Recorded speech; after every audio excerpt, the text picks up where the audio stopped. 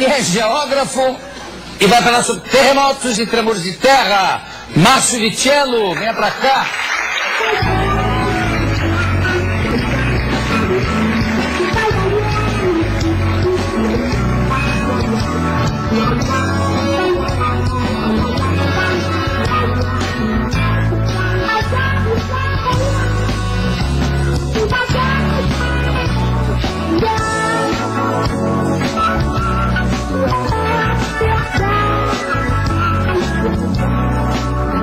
Márcio, deixa eu falar dessas revistas aqui.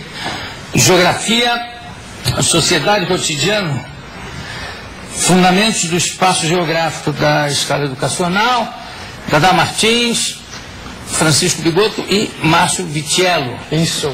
E você é professor? Professor. Também trabalho no metrô, na companhia do metrô aqui em São Paulo, e a gente faz as publicações, né? Tem a coleção de livros, que são livros voltados à escola, e a revista de Discutindo Geografia, certo, que é um importante instrumento que a gente tem hoje de divulgação do conhecimento geográfico, uma vez que a geografia tem poucos canais aí para a gente estar comunicando importantes acontecimentos, inclusive como esse recentemente aí ocorrido e comentado, que foram os tremores de terra no Brasil. Bom, além dos tremores de terra, teve o acidente de ontem. Isso. Do ciclone. Isso, em Myanmar. Pois é, geograficamente, onde é que fica exatamente? Fica no Sudeste Asiático, né? Acho que é importante colocar que esses fenômenos naturais... Mas é na Birmânia, né? Isso, antiga Birmânia, né? No Sudeste Asiático, entre Bangladesh e a Índia. Aquela região é uma região que é afetada constantemente, principalmente por causa do clima de monções, né? Que é a diferença de temperatura que você tem entre o Oceano Índico e a Ásia, e faz com que uma certa frequência, principalmente no hemisfério norte, você tenha essa ocorrência. Morreram 22 mil pessoas. 22 mil pessoas. Existem vários... É importante colocar que as tragédias, elas tomam um efeito cada vez maior, uma vez que essas áreas são densamente povoadas, né? Então, as maiores catástrofes naturais ocorrem geralmente na Ásia, na China ou no Sudeste Asiático, e principalmente na Índia, devido à grande quantidade de pessoas que vivem ali na região do Brahmaputra, do Hindu, né? Ou no Rio Amarelo, no caso da China. Agora, vamos falar do que aconteceu recentemente aqui, em São Paulo, aqui no Brasil, que começou no litoral, né? O epicentro foi a 200 quilômetros de São Vicente. Ou seja, é mais um maremoto que um terremoto? Como é que se chama? Na realidade, o que ocorre nós temos os movimentos das placas tectônicas, né? Isso já é estudado há muitos anos. Quando se evidenciou, por exemplo, o paralelismo que existia entre a costa da África e a costa sul-americana.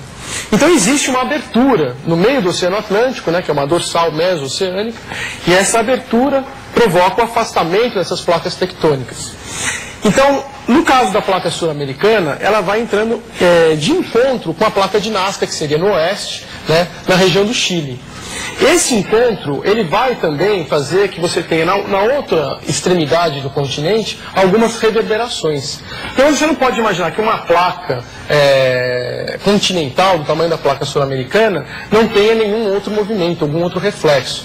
Eu costumo fazer associação, por exemplo, com o movimento de um automóvel, né? Quando você tem o impacto de um carro, obviamente que a frente do carro vai sofrer um impacto muito maior.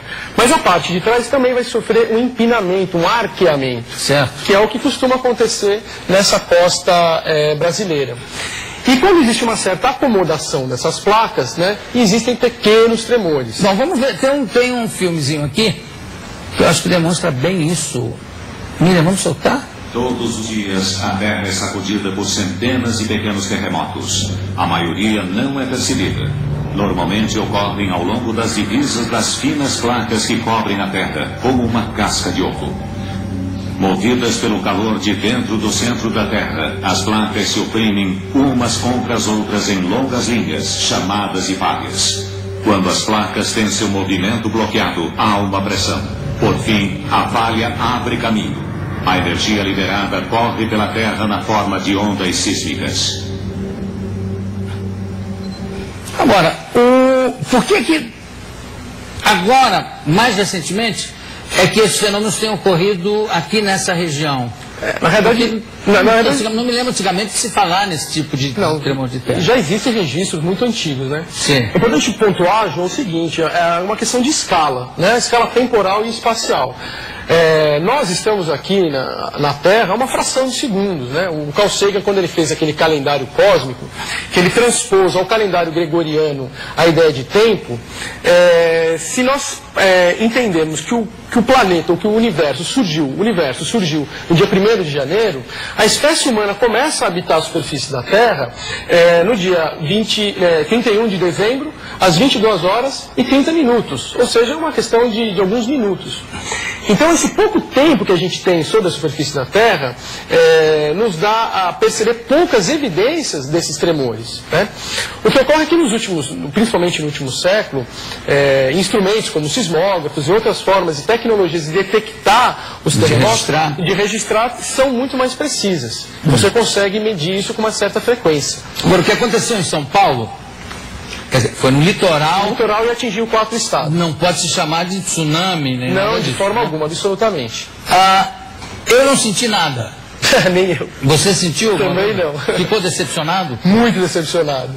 Minha amiga Beth Coelho e seu marido Renato Godard estavam em casa e sentiram um abalo mesmo, tanto que não foram só eles desceram do prédio, ainda de elevador, e assustados, depois que desceram, a gente não devia ter descido de elevador e tal, foram para a rua. Quando chegaram na rua, todos os outros moradores do prédio também tinham saído, e dos prédios ao lado também. Quer dizer, sentiram uma coisa diferente. Uma coisa forte, né? Eu estava falando da questão de escala. Uma outra questão é na escala Richter. Não, peraí, deixa eu só completar. Tá certo. Por que você não sentiu e eu que moro no mesmo bairro também não senti? Por quê? Bom, eu moro no 25º andar, no edifício na região da Paulista, que seria uma área onde muitas pessoas sentiram isso. Eu, no caso, estava tomando banho. E sendo-se um abalo de pouca intensidade, né, as pessoas que estivessem distraídas, ou estivessem numa posição onde não estivessem paradas ou observando algum objeto, dificilmente sentiram esse tremor. Agora, pessoas às vezes que estão, sei lá, à mesa, jantando, né, ou se repousando, poderiam perceber esse movimento. Essa foi uma questão muito comentada, né? Pessoas que estavam numa situação mais acomodada puderam sentir isso com uma certa frequência. E na escala, a famosa escala Richter, como é que é isso? Então, o que é importante colocar? A escala Richter é uma escala logarítmica, né? Então, eu não posso dizer, nesse caso, que o 10 é o dobro de 5, né? Nesse caso, o tremor que a gente teve aqui em São Paulo atingiu 5.2, né? Atingiu 5.2? Esse tipo de tremor, ele não é um tremor considerado muito grande, muito intenso. Você só vai conseguir ter uma intensidade expressiva acima dos 6 graus. Porque nesse caso, por exemplo, uma escala 4, por exemplo, para 5, a magnitude é 10 vezes maior. Né? E depois de 5 para 6, mais 10 vezes. Então ela vai se tornar realmente destrutiva a partir do 6º grau. Quer dizer, 7 já é uma coisa brava. 7 é quando começam a ocorrer os tremores, né? Onde você tem de fato um grande impacto, grandes destruições, pontes, viadutos, casas, etc., que acabam abalando e levando a um enorme número de vítimas. A gente já teve aqui algum tremor